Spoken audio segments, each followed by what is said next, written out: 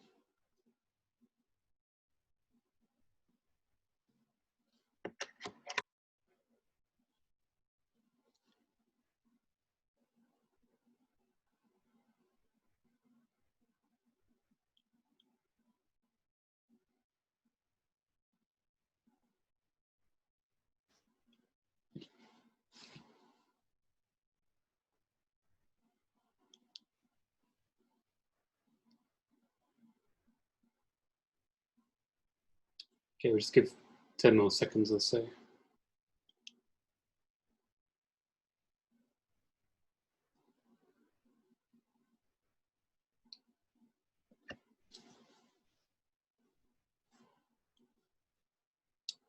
Okay, so 89% of you went for A, which is the correct answer, so very well done. The reason for that is that the underlying diagnosis here is asthma. We know that because it's a male who's presented with a 6-month history of recurrent chest tightness and breathlessness exacerbated by exercise and viral colds. So chest tightness and shortness of breath or breathlessness are common symptoms in asthma. And we've got some triggers here for asthma as well, so exercise and colds. We know that it's not an infective cause, or doesn't appear to be an infective cause. There's no coryzal symptoms, there's no fevers, there's no breathing difficulties or cough, and his examination is clear. So the correct answer, well done to most of you there, is an increase in FEV1 by 15% in response to salbutamol. So FEV1 stands for the forced expiratory volume in the first second of expiration. So it's how much air you can forcefully blow out of your lungs in 1 second after taking a deep breath in. In asthma, the FEV1 can be reduced, and that's due to airway constriction. So the smooth muscle in the lungs can constrict and make it more difficult to force the air out. Remember that as you reduce the diameter of the airway, you increase the resistance. They're inversely proportional. Salbutamol is a beta-2 agonist, so it will act on the smooth muscle in the lungs to cause relaxation. And as the smooth muscle relaxes, the airway diameter increases, and as a consequence, the resistance decreases, and you get an improvement in the ability of the patient to expire that air forcefully. So that's why A is the correct answer. This is known as bronchodilator reversibility, or BDR. So it's showing an improvement in FEV1 in response to beta-2 agonist, in this case, salbutamol. The reason B is not correct is because propranolol is a beta adrenergic antagonist. So it will cause smooth muscle constriction, and therefore you would expect the FEV1 to get worse. That's one of the reasons why you have to be cautious with beta blockers in asthma, because it can exacerbate symptoms. But there are some cardioselective beta blockers, such as bisoprolol, which have a reduced effect on bronchoconstriction and can sometimes be used for various cardiovascular diseases. C, consolidation on a chest radiograph is incorrect. As we talked about just a second ago, there's no clear evidence of infection in the stem. D, FEV1 FVC ratio of 0.84 is incorrect. It wouldn't be an abnormal finding in asthma, particularly if the patient's asymptomatic. They often have a normal spirometry reading, but in this case, A is most likely to be consistent with a diagnosis of asthma. And E, arterial blood gas showing evidence of hypoxia. We can see from the stem that this patient's clinically well. There's no indication for arterial blood gases, and it's not something that you'd be doing in the community.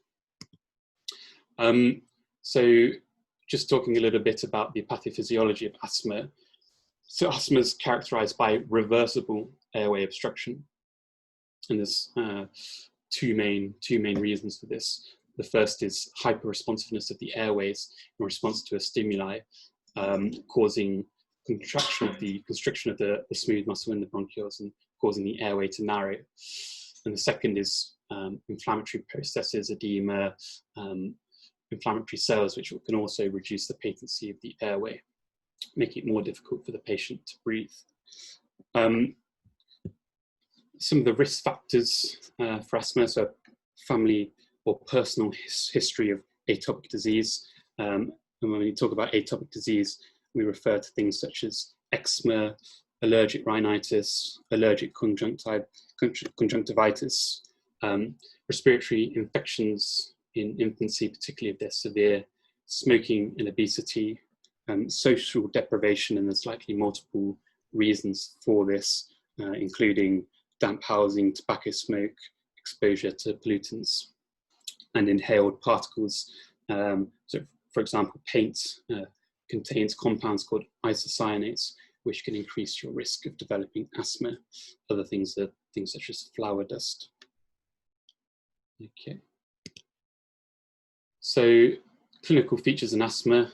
Some of the symptoms are a wheeze, a dyspnea, which is another word for shortness of breath, a cough, which can often happen at night, tightness in the chest, and diurnal variation. So symptoms are often worse in the morning, and they can also be worse at night as well. Some of the clinical signs of asthma are tachypnea, which means increased rest rate, hyperinflation of the chest, hyperresonance on chest percussion. If it's very severe, you can get decreased air entry and what's known as silent chest, which we'll cover a little bit later. And you may hear a wheeze on auscultation. This wheeze may be an expiratory polyphonic wheeze. Some of the triggers for asthma include cold weather. Some people find that exercise exacerbates the asthma. In young children, emotion and laughing can exacerbate asthma. Another thing which is not on the slides but it's interesting is that prepubertal males are at higher risk of asthma than their female counterparts. But if you're female and you develop asthma as a child, it's more likely to persist into adulthood. So that's just an extra point there. So how do we diagnose asthma? So there's no single diagnostic test for asthma, and it should be diagnosed using a combination of clinical features which are suggestive of asthma in combination with some objective tests. And some of the objective tests that you can use include peak flow. So you can ask patients to use a peak flow meter regularly for 2 to 4 weeks, and then look at how their peak flow readings vary, and if it varies greater than 20%, then it suggests that there may be underlying respiratory pathology consistent with asthma. The next is a test which measures fractional exhaled nitric oxide, or FeNO. So you may have heard nitric oxide associated with things like exhaust pollution and air pollution, but nitric oxide is actually also a signaling molecule in the body and can be produced by cells of the immune system.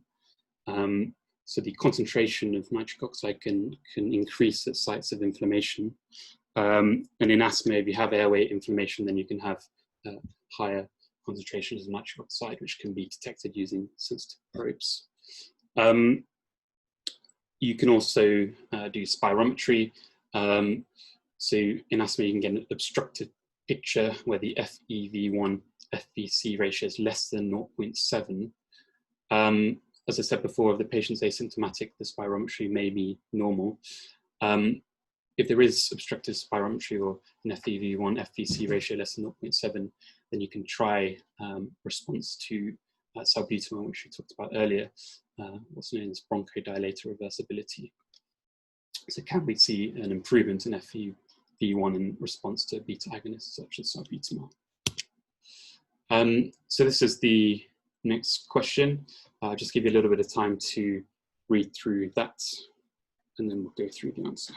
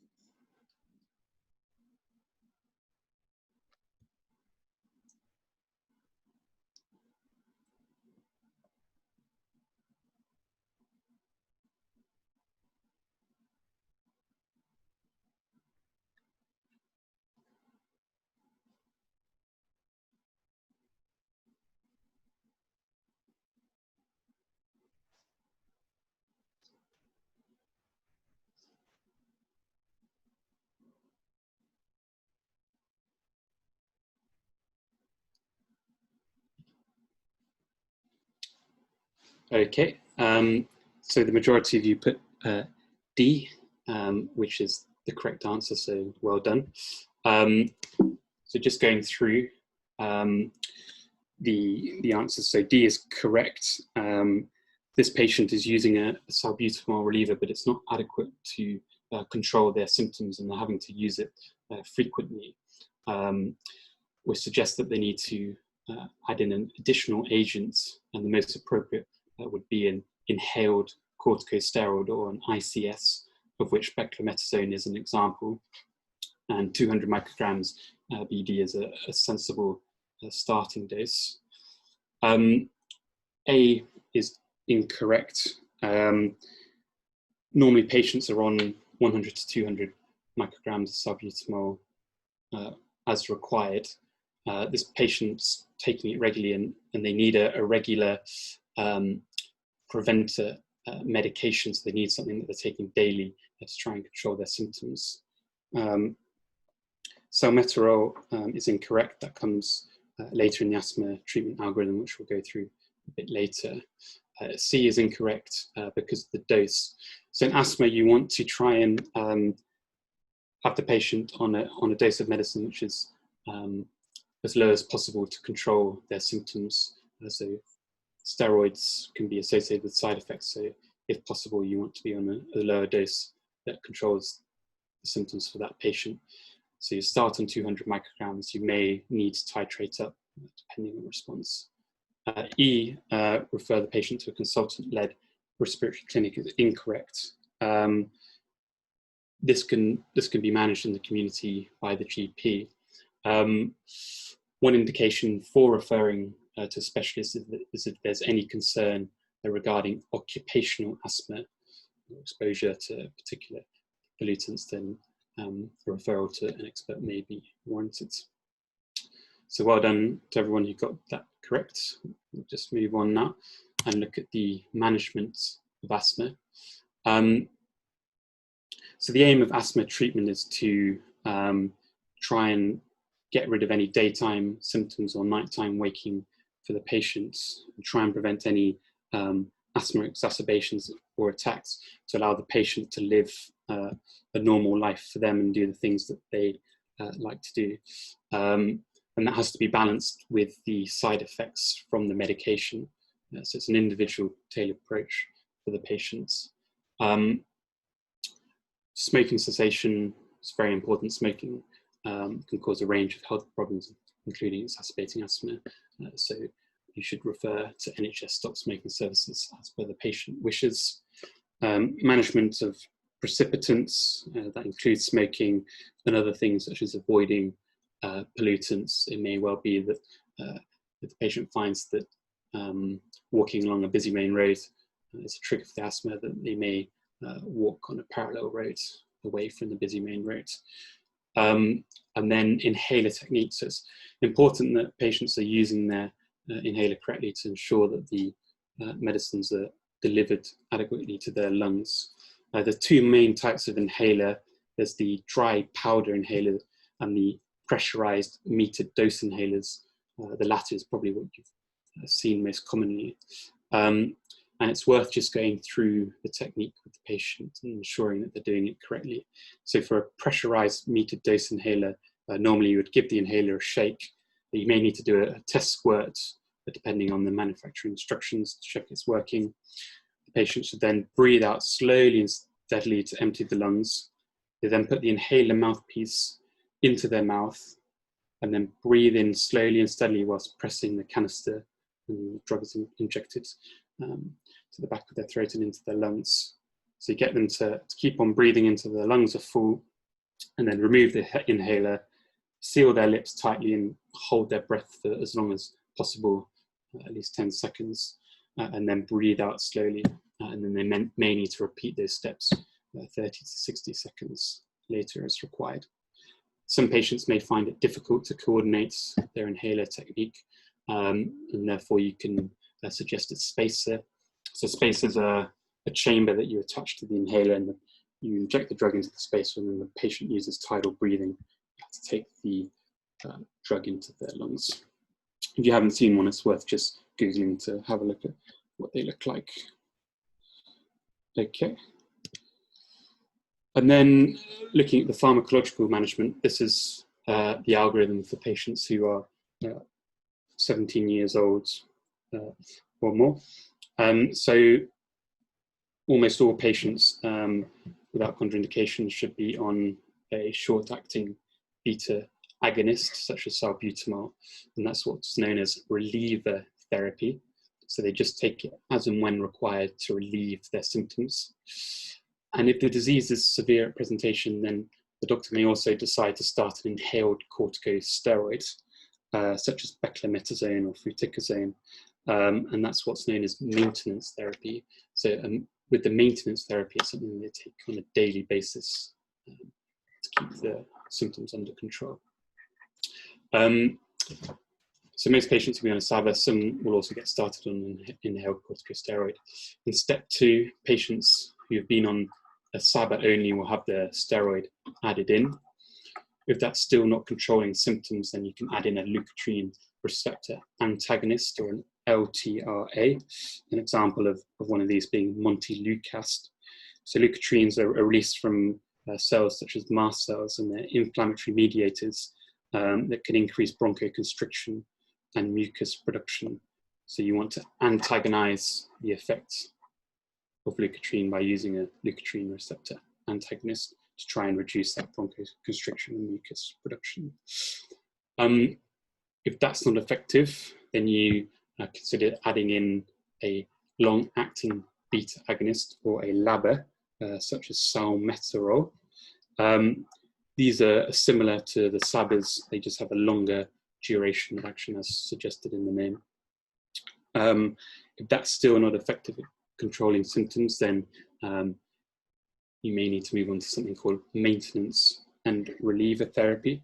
So this is actually a single inhaler which contains both an inhaled corticosteroid and a fast-acting LABA, which is used for both maintenance and relief of symptoms.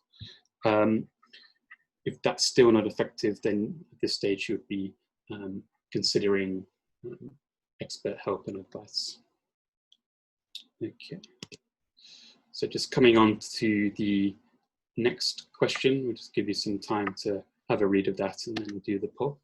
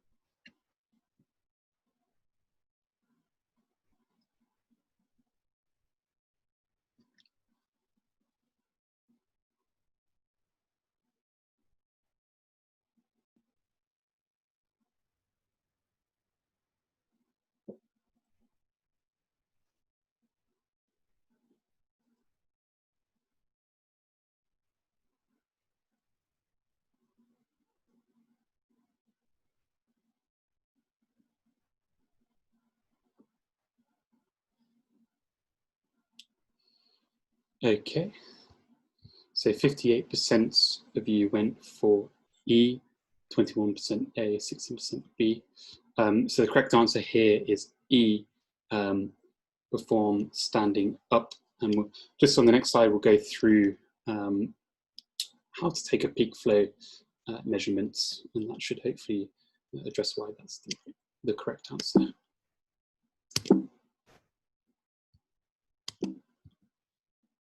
Perform standing up. Okay, so if you haven't seen a peak flow meter before, on the right-hand side of your screen, you'll be able to see one.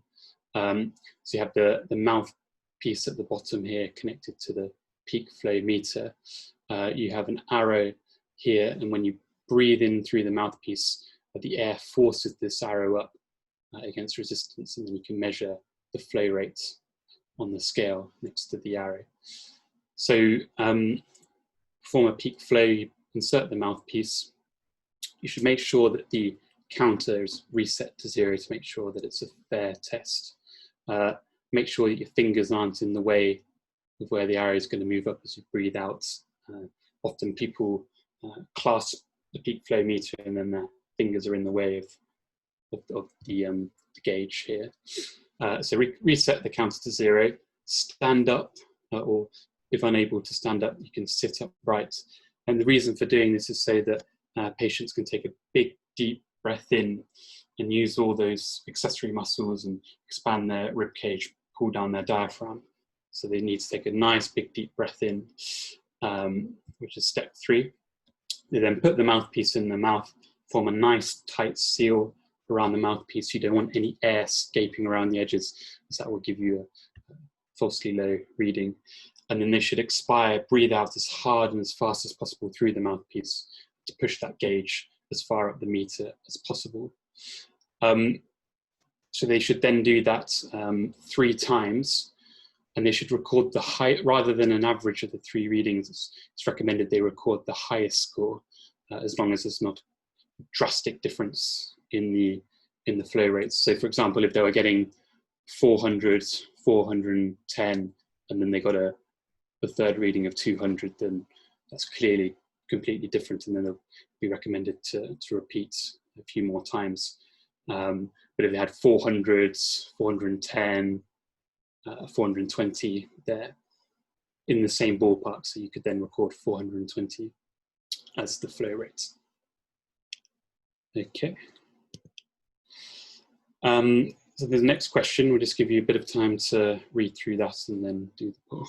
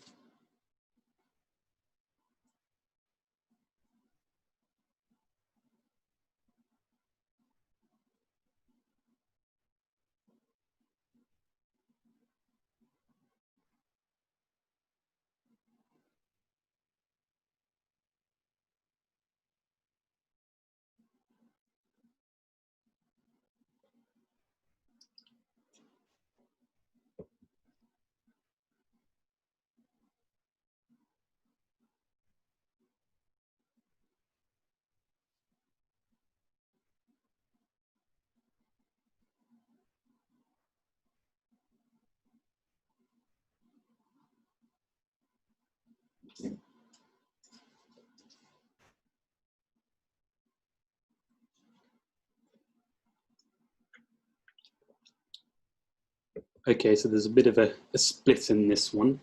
So 36% miss if you put ipratropium bromides, 36% put prednisolone, and then 29% put hydrocortisone.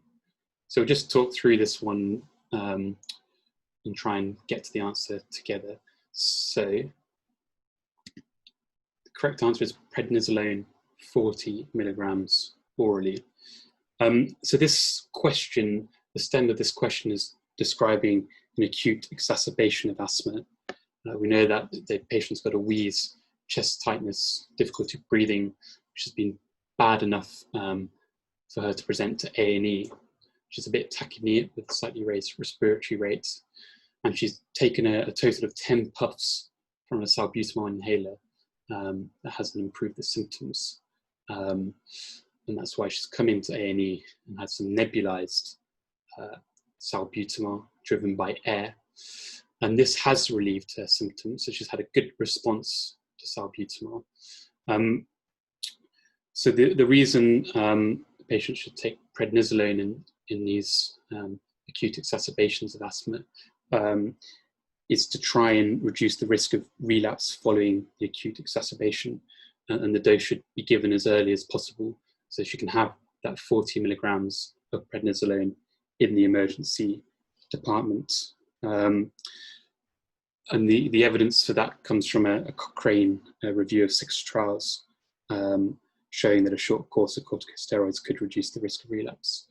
The reason it's not hydrocortisone 100 mg IV, which was a popular answer, is because this patient has had 5 mg of nebulized salbutamol, which has relieved their symptoms. There's no concern at the moment that we can see in the STEM about an airway. And this, in medicine, you want to try and, if you can, give it orally. You should try and give it orally. There's no benefits of giving IV hydrocortisone over prednisolone. These aren't medications that are going to make an effect in the acute instance. It's hours and days later. So it's perfectly fine to give it orally in this circumstance. The reason it's not aminophylline, so aminophylline is a treatment that can be used in severe asthma, but it does have an adverse side effect profile, which includes cardiac arrhythmias, and so you only really want to progress to aminophylline if you're failing with nebulized salbutamol. You can give nebulized ipratropium, but again, this patient has had salbutamol and it's relieved their symptoms. And actually, some clinicians just use back-to-back nebulized salbutamol and don't always use ipratropium. If her symptoms were getting worse and she'd already had salbutamol, then you could consider some nebulized ipratropium. Supplemental oxygen is incorrect. This patient is clinically stable at the moment. She does have a slightly raised rest rate, but oxygen sats at 97% on room air, so she's saturating okay.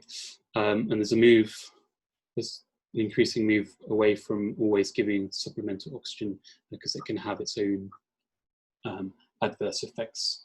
And in this instance, there's no current need for any additional oxygen. She's young and she's responded well to salbutamol.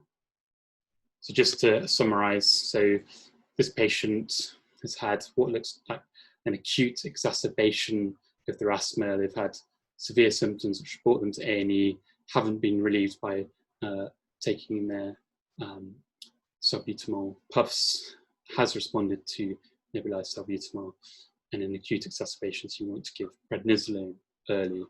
There's no benefit of giving it IV, so oral is perfectly adequate. Aminophylline has side effect profiles and used if it's severe. Ipratropium could be used back-to-back with salbutamol if the asthma attack was ongoing and she's saturating well. There's no need for oxygen therapy. Okay, so this table is based on the British Thoracic Society guidelines, which are worth looking at and looking at their tables and algorithms. So they divide asthma exacerbations into moderate, acute, severe, and life-threatening. You can either do that based on the PEF or the peak expiratory flow.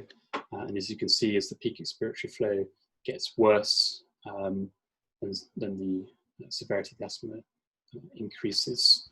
The peak expiratory flow, that's as a percentage of the best or predicted for that patient, depending on what you have available. If they bought their peak flow diary, then you can look at their bests and then work out the current peak flow and the percentage.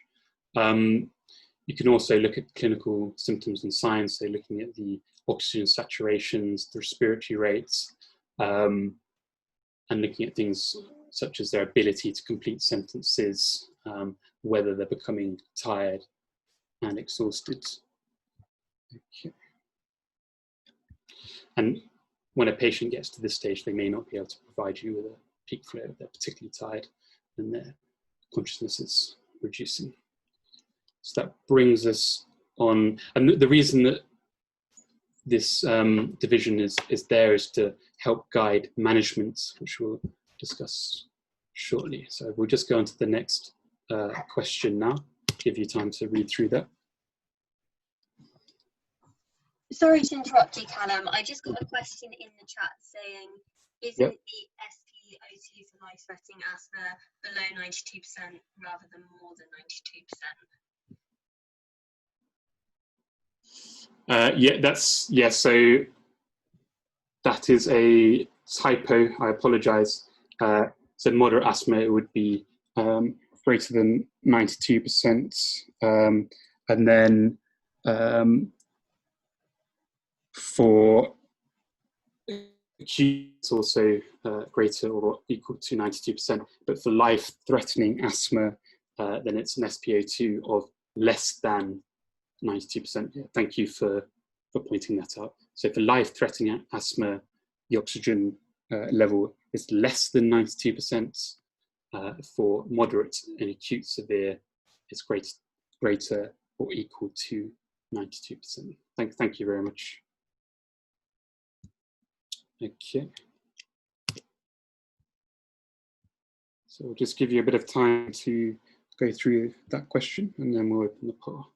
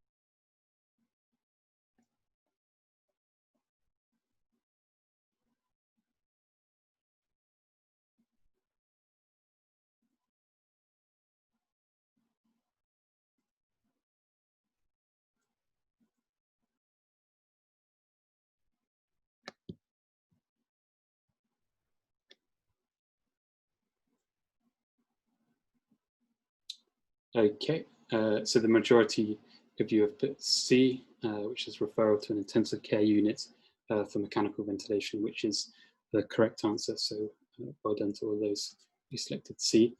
So we'll just go through the question and the answers to see how we got there. So this patient has features of life-threatening asthma. So they become drowsy and unresponsive to voice commands, so that suggests an altered consciousness, and their respiratory rate has dropped from 27 to 14, which suggests they're getting tired.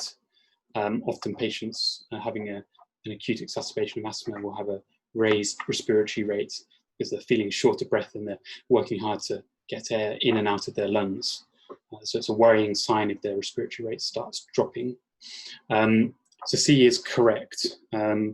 Because there's features of life-threatening asthma, they need intensive care input and likely need mechanical ventilation. There's a risk of buildup of carbon dioxide in the lungs. The reason it's not IV magnesium sulfate is because patients already had IV magnesium sulfate. They haven't responded, becoming more unwell, critically unwell at this stage. So they really need to go to ICU. ICU may decide to give more IV magnesium sulfate, but in the first instance, they should either be seen or got to the unit as fast as possible, and then ventilation of the lungs. B is incorrect for similar reasons.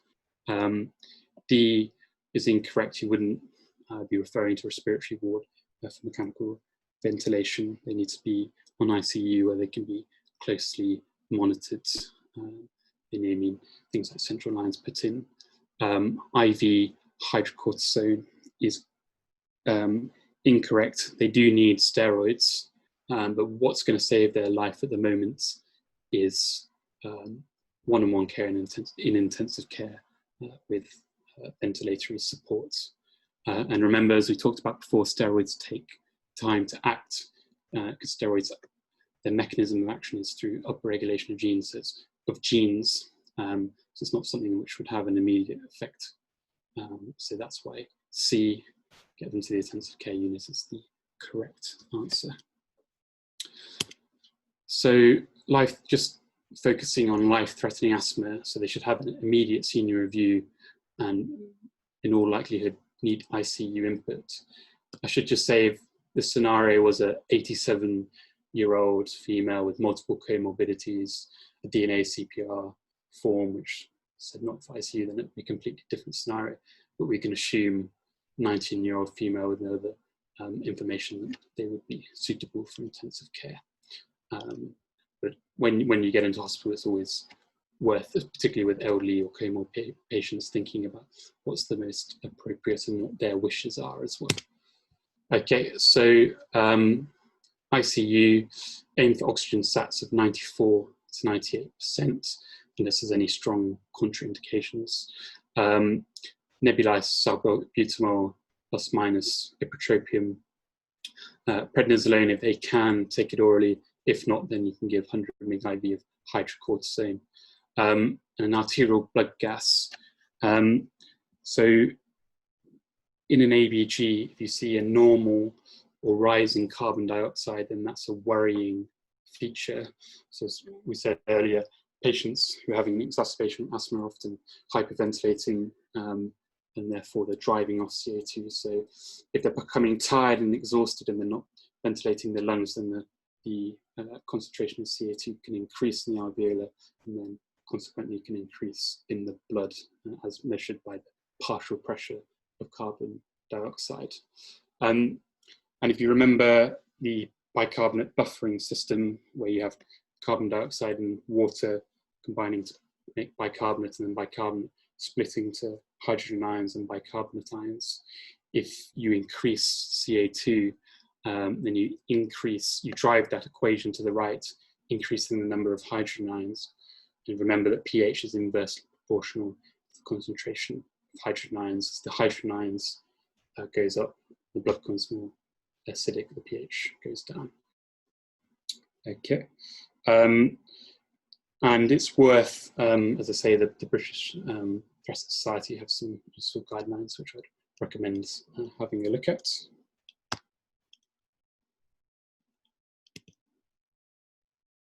Okay, so the next question, we'll just give you a bit of time to have a read and then we'll open the poll.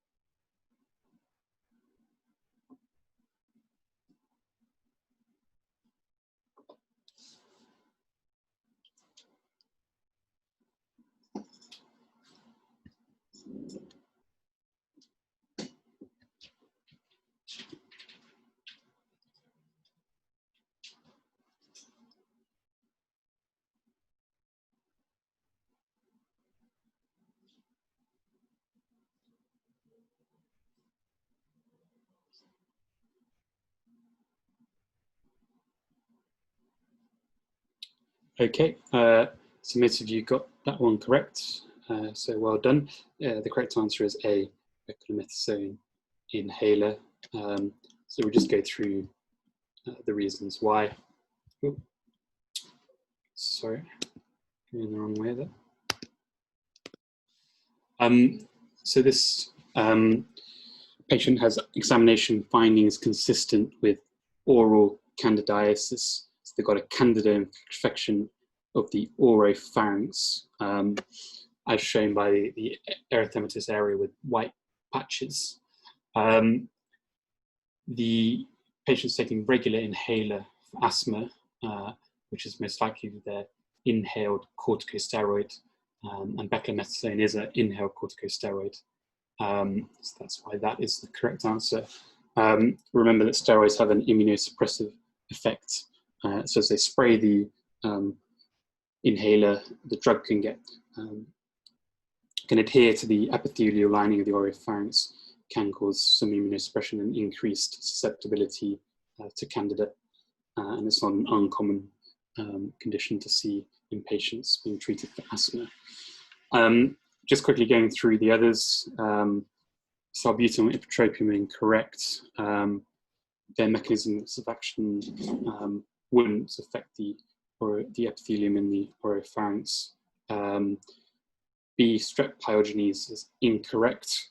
Strep pyogenes causes what's classically known as a strep throat, where the person has an acutely sore throat with white and can have white tonsillar exudates. But in this stem, there's no systemic features, there's no coryzal symptoms, there's no lymphadenopathy. A patient with strep pyogenes would likely feel pretty under the weather. That's why B is incorrect. Coronavirus.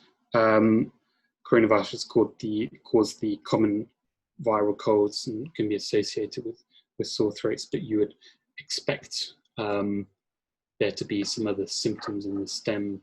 You can see here that there's no coryzal symptoms. We're thinking about COVID-19 at the moment. There's no fever, there's no change in smell or taste given, there's no cough. So A is the correct answer in this question. So just as a side, thinking about the side effects of steroids, which is quite an important topic and worth revising for finals. So steroids can affect systems throughout the body. And that's the reason for that is if you remember the mechanism of action of a steroid, when you take a steroid, it binds to a cellular receptor, which then translocates into the nucleus and causes upregulation of gene expression. And because you're changing gene expression, a number of genes, then there can be a wide variety of effects caused by steroids. So it can affect the skin. You can have the classic cushingoid appearance with obesity, buffalo hump, moon face, kind of endocrine symptoms. So you can get what's called Cushing syndrome. And Cushing syndrome is also worth revising. So Cushing syndrome refers to prolonged exposure to glucocorticoids, and one of the causes of Cushing syndrome is exogenous steroids. So patients who are taking steroids for whatever reason, and because you're taking steroids, they remember that steroids have what's known as can have mineralocorticoid activity, and some steroids more mineralocorticoid activity than others. But a lot of steroids will have some degree of mineralocorticoid activity, and that's why you can get electrolyte imbalance. And then another thing to just be aware of, which is quite important, especially in acute scenarios, is adrenal insufficiency in patients who've been on exogenous steroids and have suddenly stopped them. So patients who are taking steroids, they can get downregulation of their adrenal hypothalamic pituitary axis. Because you're taking in steroids, the body doesn't need to produce enough, doesn't need to produce so much of its own endogenous steroid. So the adrenal gland atrophies. And then when you take away the exogenous steroid that the patient's been taking, the adrenal glands are unable to produce sufficient quantities of endogenous steroid, and then they can have this adrenal insufficiency syndrome where they can get symptoms such as hyperglycemia, dehydration, weight loss, dizziness, tiredness. It can affect the musculoskeletal system, can affect the psychiatric system, so they can get what's known as steroid psychosis. GI and ophthalmic systems can be affected, and as we talked about previously, it can cause immunosuppression. One thing to, if you see on a blood count a very high white cell count, it's worth just checking the patient's drug chart. Steroids can raise the white cell counts. Okay, so we'll just go on to the next question. We'll just give you a bit of time to read through that, and then we'll open the poll.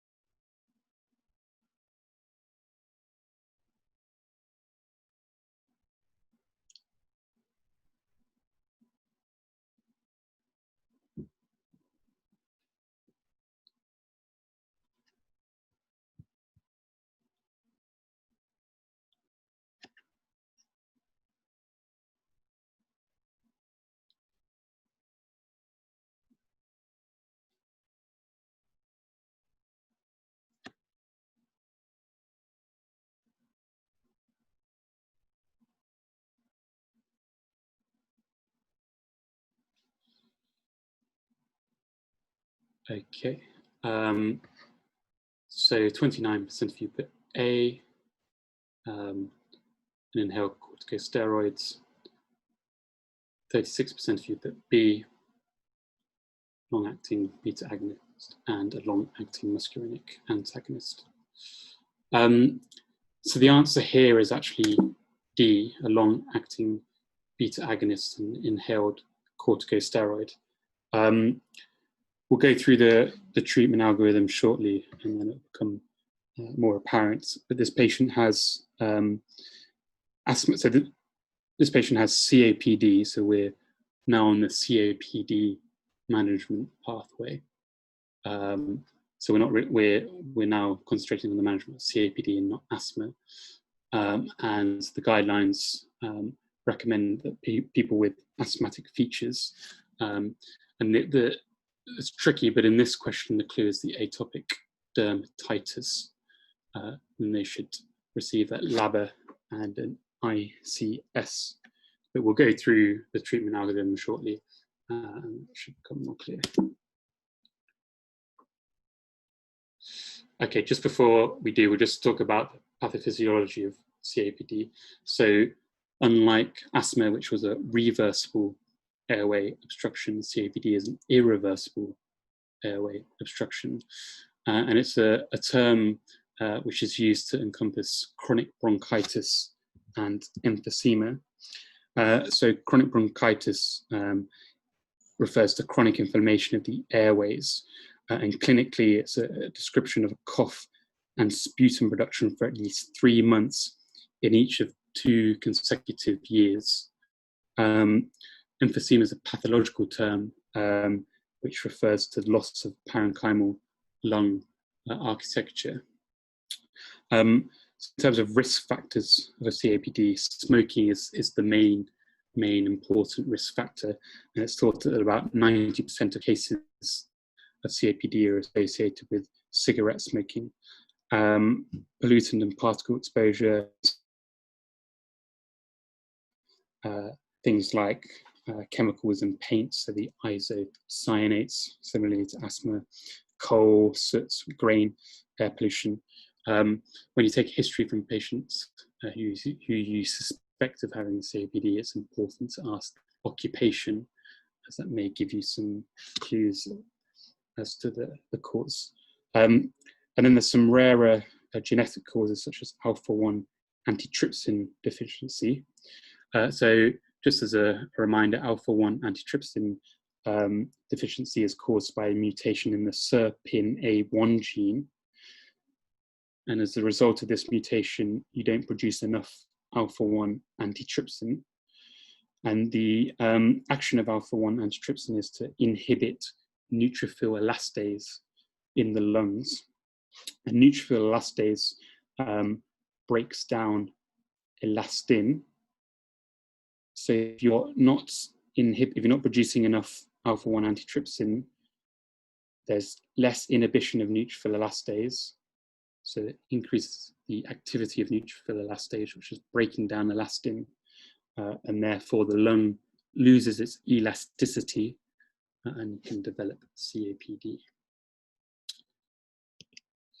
Some of the symptoms and signs, so they may have a productive cough, a wheeze, shortness of breath, or dyspnea, reduced exercise tolerance. So if you have a patient who comes to you with COPD, it's important to ask them how far they're able to walk and whether that's changed over time. You can ask them how they feel when they walk upstairs, how many flights of stairs can they walk, and that can help you determine the severity of their COPD. If you already know the diagnosis. Clinical signs, so if they're working harder to breathe and they may have accessory muscle usage, they may have a raised respiratory rate or tachypnea, they may have hyperinflation of the chest, it's known as a barrel chest, reduction of the cricosternal distance, that's between the sternum and the cricoids, reduced chest expansion because it's already hyperinflated, and due to that hyperinflation there may be hyperresonant percussion, there may be decreased or quiet breath sounds, there may be a wheeze, cyanosis, and then at the bottom, cor pulmonale. So cor pulmonale means right-sided heart failure,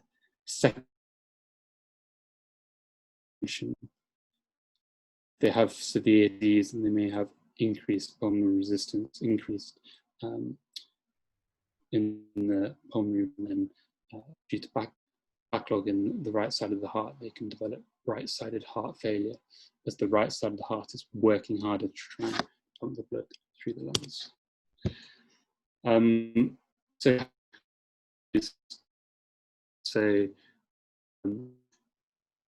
spirometry is very helpful. So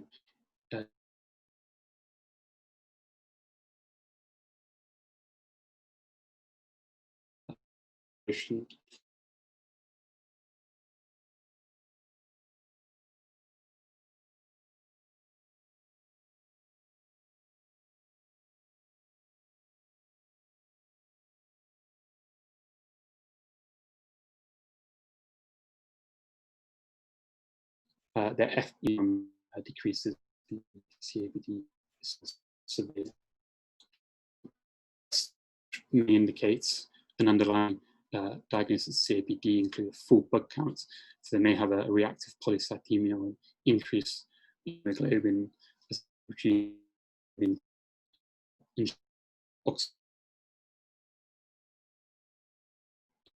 blood gas, evidence of respiratory failure.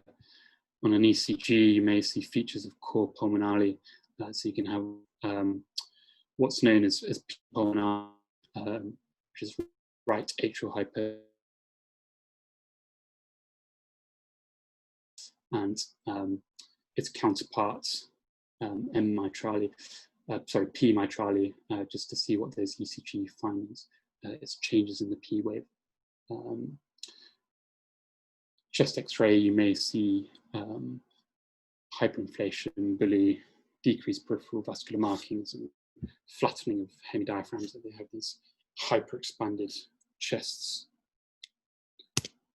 So in terms of the management of COPD and the chronic or community management, the really critical, crucial thing is smoking cessation if the patient is smoking. So referral to NHS stop smoking services, optimize comorbidities and their general health. So reducing BMI if they're obese, encouraging physical exercise. They can be part of a pulmonary rehabilitation group. So that's a group of people meet with an instructor who gives them physical exercise programs and information on what to do. For example, if they feel short of breath, they should have vaccination. So they get a one-off pneumococcal vaccine plus annual influenza vaccines. It's always important to try and involve the patient with a self-management plan. Okay. And then in terms of pharmacological management, so the patient should be on a short-acting beta agonist such as salbutamol, or a short-acting muscarinic antagonist such as ipratropium as required. If that's inadequate and they have asthmatic features or suspected steroid responsiveness, then depending on the answer to that question, then they'll need either a LABA and an ICS, or a LABA and a LAMA. Okay. When we talk about asthmatic features or suspected steroid responsiveness, we're looking for any previous diagnosis of asthma or atopy, whether there's a higher blood eosinophil count, whether there's a substantial variation in FEV1, whether there's substantial diurnal variation in peak expiratory flow. So if there's any indication that there's asthmatic features or steroid responsiveness, then you'll give a LABA plus an ICS. If not, then a LABA plus a LAMA. And then if they're on a LABA and a LAMA, then you can add in an inhaled corticosteroid in step 3. So it's worth having a look at the NICE algorithm for COPD management. Just Google that, and there's a nice flow diagram, and it just details the asthmatic features and steroid responsiveness. So it's worth having a look at that, just to make sure you've got your head around it. So this is the next question. We'll just give you a bit of time to read through that.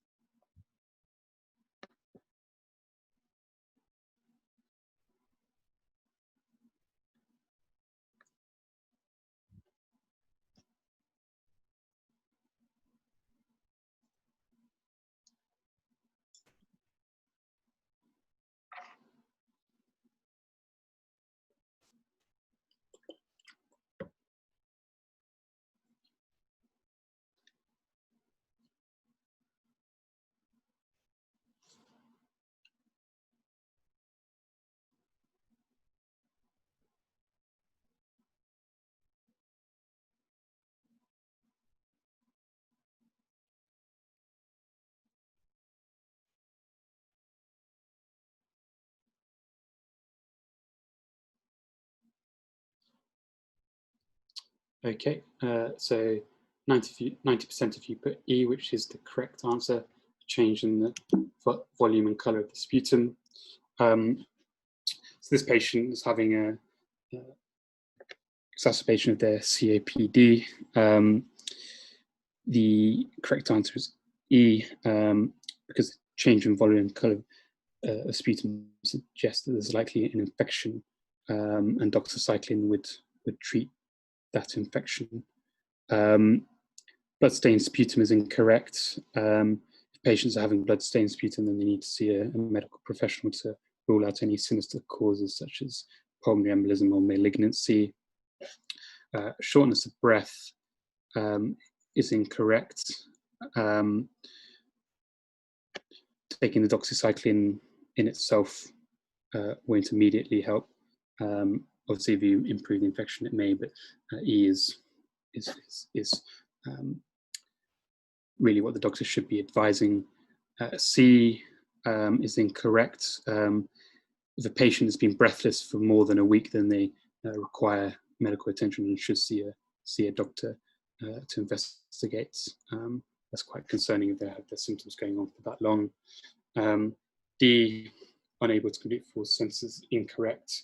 The fact that they're unable to talk properly suggests that their airway is quite obstructed and they should seek immediate or be advised to seek immediate medical attention. So that was all about COPD rescue packs. So different trusts have different practices, but generally it involves a combination of a steroid, so normally prednisolone, which patients take for about 7 days, combined with an antibiotic, which they take if there's any suggestion there may be an infective process driving exacerbation. So as we just talked about, a change in sputum colour or volume or feeling feverish. In terms of starting the prednisolone, if they're becoming more short of breath, if they're having increasing cough, if they feel like their COPD is flaring, if they had flares in the past, and if they have started their rescue pack, then they should let their GP know so that the GP can follow up with the patient and ensure that they have additional rescue packs prescribed. Okay, and then just a quick overview of managing acute exacerbations of COPD. So oxygen, depending on the oxygen saturations by pulse oximetry and guided by arterial blood gases. An individualized approach, because some people may have evidence of type 2 respiratory failure, either on the current ABG or during previous admissions, and therefore you'd want to target the stats lower at 88 to 92%. They may need some needs asthma, salbutamol, plus minus ipratropium nebulizers. If you're concerned that it may be an infective exacerbation of COPD, then you can start antibiotics. If that's not working, then you may need to escalate to theophylline and then considering help with ventilation and ICU support. Okay, so this is the final question. We'll just give you a bit of time to read through that.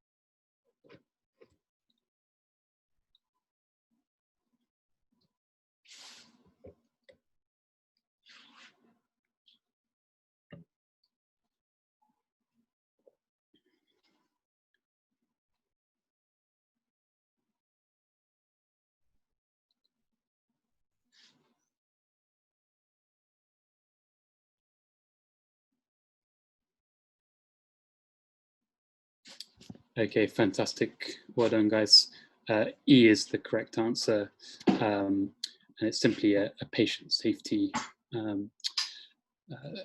thing. So if you have oxygen canisters at home, you obviously want to avoid having naked flames, so they should be advised to stop smoking before they take oxygen home.